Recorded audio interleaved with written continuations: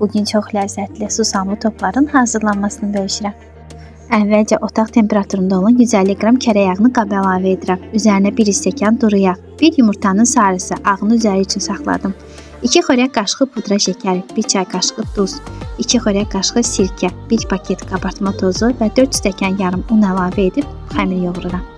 Xəmiri bir qədər qabda toparladıqdan sonra dəzgahın üzərində bir qədər yenə yoğururam və istədiyiniz böyüklükdə toplar hazırlaya bilərsiniz. Mən hər birini 15 qramdan götürdüm.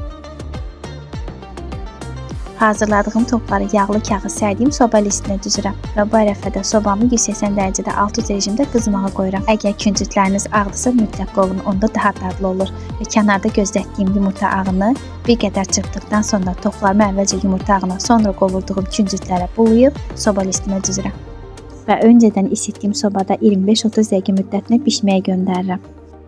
Çox kövrək, ləzzətli alınır, ağızda ovulur. Mütləq hazırlayın. Hazırlayan hər kəsə nuş olsun. Mənə abunə olmağı unutmayın.